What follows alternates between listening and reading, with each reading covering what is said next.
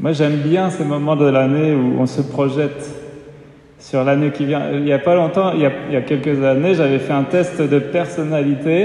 Et vous savez, la première caractéristique de ma personnalité, c'était futuriste. Parce que j'aime bien, moi, me projeter dans l'avenir et je suis pas trop à regarder le passé, même s'il faut pas devenir amnésique. Il faut retenir les leçons du passé, mais j'aime cette parole de Paul qui dit oubliant ce qui est en arrière, hein, je me porte en avant, hein, et je cours vers le but pour remporter la vocation céleste en Jésus-Christ. Alléluia. Alors, on va lire un texte dans les Écritures, évidemment, dans le livre de l'Apocalypse. Est-ce que vous aimez le livre de l'Apocalypse? Vous savez ce que veut dire le mot Apocalypse? Ça veut dire... Voilà. Ça ne veut pas dire catastrophe, ça ne veut pas dire le livre des catastrophes, c'est pas la fin des temps, c'est le livre de la révélation.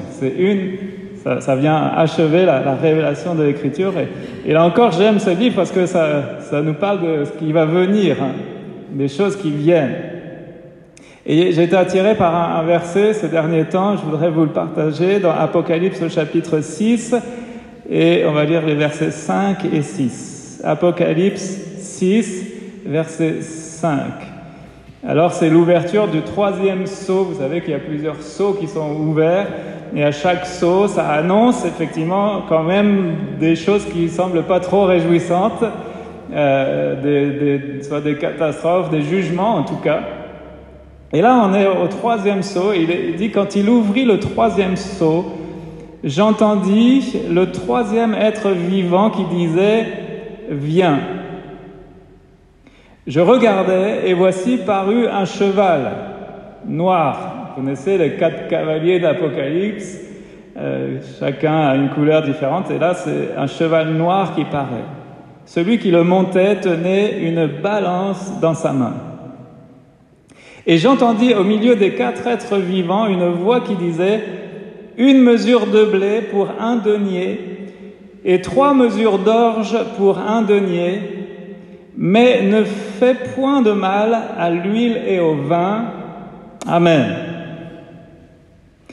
Et dans ce verset, il y a évidemment toute une dimension prophétique qui annonce les choses qui vont se dérouler dans cette période qu'on appelle la fin des temps. Hein. Et j'ai quand même bien l'impression qu'on est dedans. Quand on regarde, quand on étudie les textes bibliques, ça ressemble quand même drôlement à ce que nous vivons actuellement. Et s'il est vrai qu'il y a des choses qui peuvent nous quelque part nous faire peur, parce que c'est quand même des choses, c'est pas des très bonnes nouvelles qui sont annoncées, mais il faut déceler derrière tout cela, surtout les promesses aussi de Dieu. Parce que si Dieu nous a accordé cette révélation, cette apocalypsis, cette révélation, c'est pas pour nous faire peur, c'est pour nous avertir et c'est pour nous rassurer au contraire, parce que c'est pour nous montrer qu'il tient toutes choses entre ses mains et que malgré que tout cela va arriver, pourquoi ça va arriver? Bien parce que le monde ne fait que s'éloigner de Dieu et que le monde va devoir subir les conséquences de s'éloigner de Dieu de plus en plus. Et à un moment donné, Dieu sera obligé d'intervenir pour juger sa création. Mais en attendant, Dieu nous avertit de ces choses. C'est pas pour nous faire peur, mais pour nous qui appartenons au Seigneur, c'est pour nous rassurer et pour nous prévenir, pour nous avertir, pour qu'on soit prêt, pour qu'on soit préparé. Et puis, il y a aussi des promesses derrière tout ça. Alors, je m'arrête au verset 6.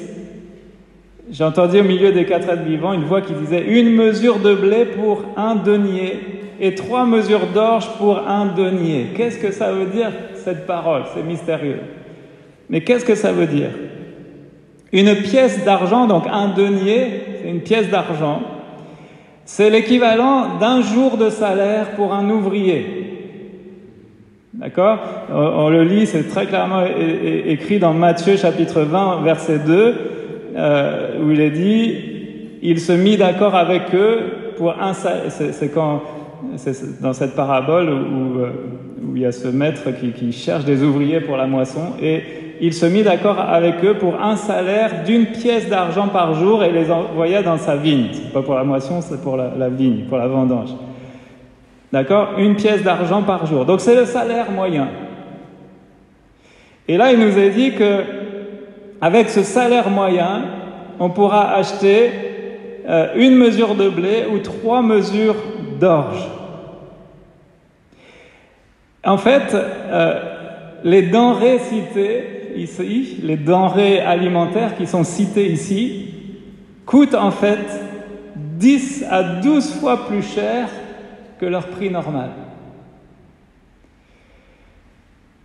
À l'époque de Jean, qui écrit ce passage, un denier, donc 1 pièce d'argent, elle servait à acheter au moins 8 mesures de farine ou 24 mesures d'orge.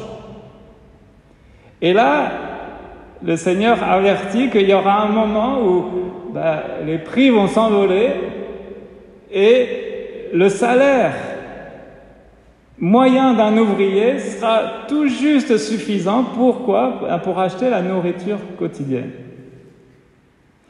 Et c'est quand même drôlement en cohésion avec ce qui se passe en ce moment. Parce que vous savez qu'on est entré dans une phase d'inflation énorme.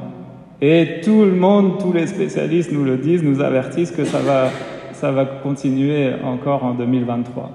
Je ne sais pas jusqu'où ça ira, mais ça va continuer. Et certains parlent d'une explosion des prix, d'une inflation qui va aller jusqu'à 10%. Et donc 10%, c'est du x10, si je ne me trompe pas. Plus 10%. Non, enfin bref. Les prix, en tout cas, il est annoncé que les prix vont être 10 à 12 fois plus chers. Ça, c'est ce que les spécialistes annoncent. Alors, c'est du 1000%, c'est ça ? Oui, voilà, ça râle. En tout cas, cette inflation galopante, on sait que voilà, c'est en train de se produire, ça va certainement continuer. Et puis, en plus de cette inflation, il est annoncé une période de récession. Je lis juste la définition de cette récession. C'est une période de recul temporaire de l'activité économique d'un pays à cause d'une croissance négative. Alors, tout ça, on le sait, sans lire la Bible, ça nous est annoncé. Tous les économistes, tous les spécialistes, les politiques nous le disent, nous avertissent de ces choses. Et la Bible, elle vient appuyer ça, elle vient comme confirmer ça. Maintenant, la question, c'est, est-ce qu'on doit avoir peur de ça ? Vous allez me dire, c'est pas une très bonne année qui se profile, là, devant nous. On n'a pas trop envie d'y aller dans une année comme ça. Mais regardez ce que ce texte nous dit. Il est dit que 1 mesure de blé pour un denier, 3 mesures d'orge pour un denier, oui, mais, j'aime bien les mais, moi, des Écritures, mais ne fait point de mal à l'huile et au vin. Alors oui, on sait très bien que durant cette année, il y a des choses qui vont continuer. C'est dans Matthieu 24 au verset 7 aussi, il nous est averti que dans cette fin des temps, une nation se dressera contre une nation, un royaume contre un royaume. C'est ce qui se passe en Russie. Ça commence à être chaud aussi entre la Chine et comment ça s'appelle, et Taïwan. Bref, c'est chaud partout, ça peut exploser n'importe où. Des guerres, des bruits de guerre, on entend partout. Il y aura en divers endroits des famines, et c'est ce que annonce ce cheval noir, ça annonce la famine.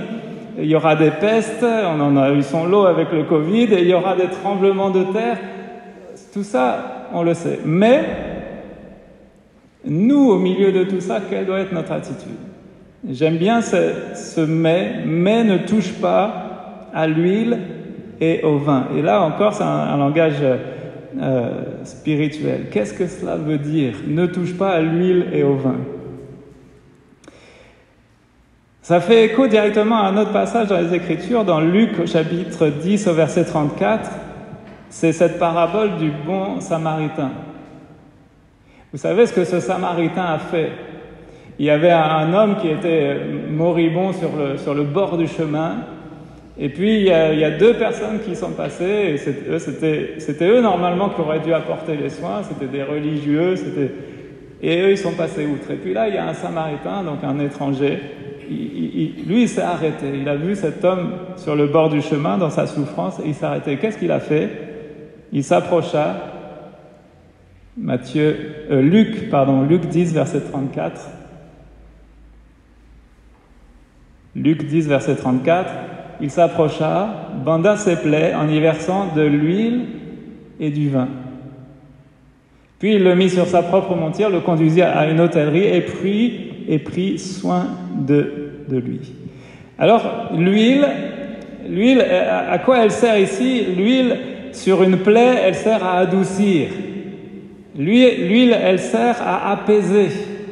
Elle sert à enlever la douleur. Elle sert à adoucir.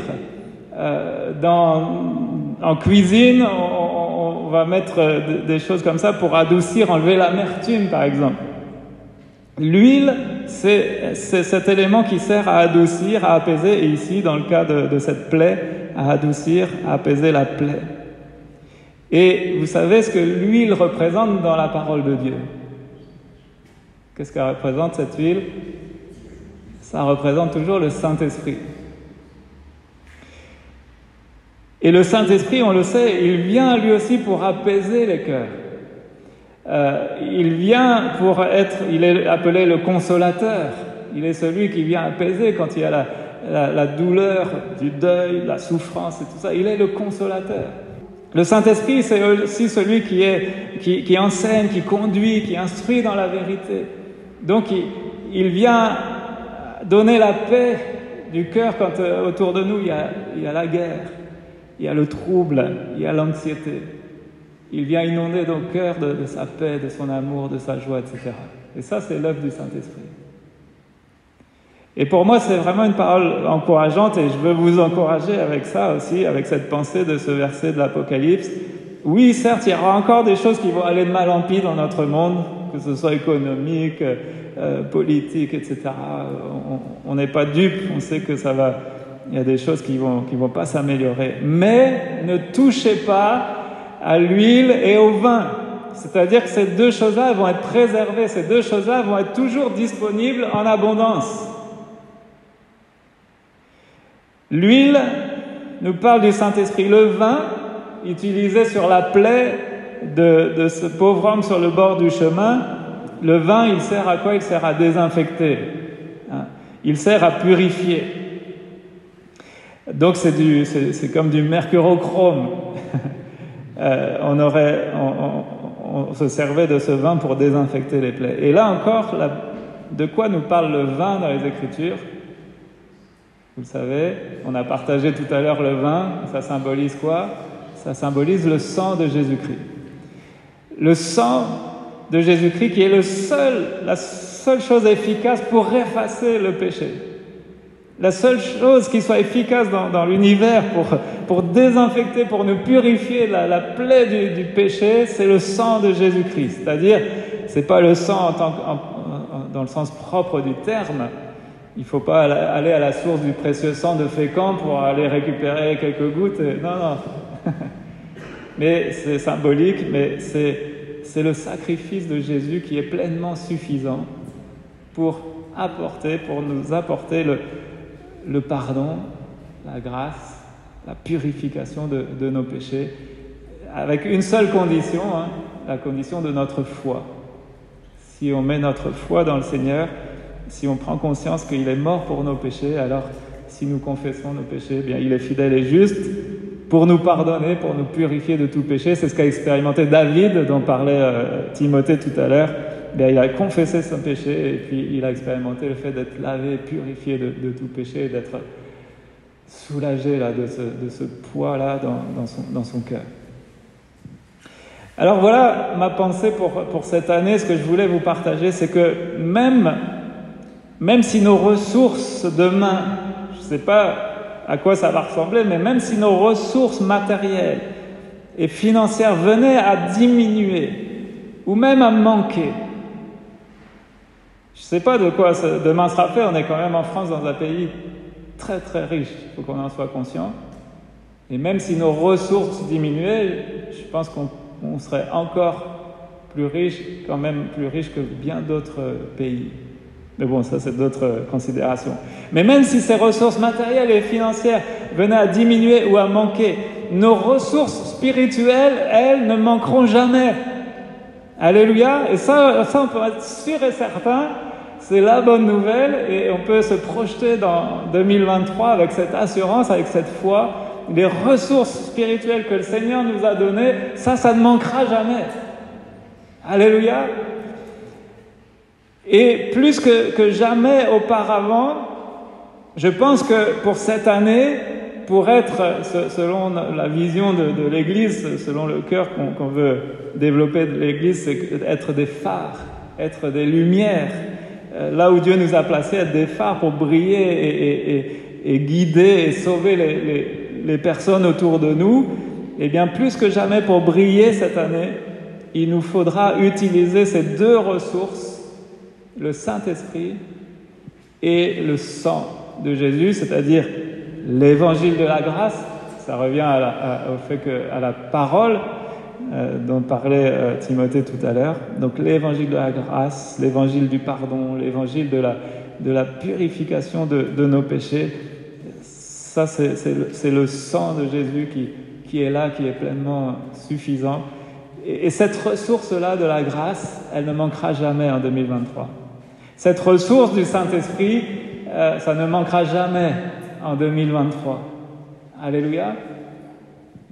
Et donc, ces deux ressources sont des ressources intarissables pour soigner. Ou autrement dit, pour prendre soin. Amen. Pour prendre soin de qui? Eh bien, de deux éléments. De nous, déjà. Pour prendre soin de nous. Parce qu'avant d'aider les autres, il faut déjà que nous, on soit en capacité. Et cette ressource-là du Saint-Esprit et de la grâce de Dieu, elle sera toujours disponible dans 2023 pour nous fortifier, pour nous encourager, peut-être parfois pour nous consoler, pour guérir certaines plaies du cœur. Cette ressource-là, elle sera toujours là pour nos vies. Et si nous, on est fortifiés personnellement, eh bien cette ressource-là, elle sera encore disponible pour que nous, on puisse aider cette fois-ci les autres. Pour prendre soin des autres. Amen. Donc cette ressource, elle est intarissable pour soigner, pour prendre soin de nous et pour prendre soin des autres. Et ce sera encore le cas. Et ça, j'en suis sûr et certain. Il y a bien des choses dont j'ai aucune idée, comme vous, de ce que sera fait l'avenir, de ce que sera fait chaque journée de 2023. Mais par contre, il y a des certitudes, il y a des promesses sur lesquelles on peut s'appuyer, des promesses qui sont oui et amen en Jésus-Christ, qui sont sûres et certaines. Et une de ces promesses, c'est que le Saint-Esprit sera une ressource qui sera toujours disponible, sur laquelle on pourra toujours aller puiser la grâce de Dieu, symbolisée par le sang de Jésus, la grâce surabondante. Là où le péché a abondé, la grâce de Dieu, elle a surabondé. Eh bien, je sais que cette surabondance-là, elle sera toujours disponible pour nous, pour 2023. Alors, c'est une ressource à laquelle on veut puiser pour nous, et puis toutes les fois, on aura besoin, bien à notre tour, d'aider les autres. Ça commence par ceux de nos familles, nos proches, nos amis, peut-être des collègues de travail, peut-être des voisins, des connaissances. Eh bien, on aura aussi accès à cette ressource. Amen. Est-ce que c'est pas une bonne nouvelle quand même? Amen. Voilà, on va prier et puis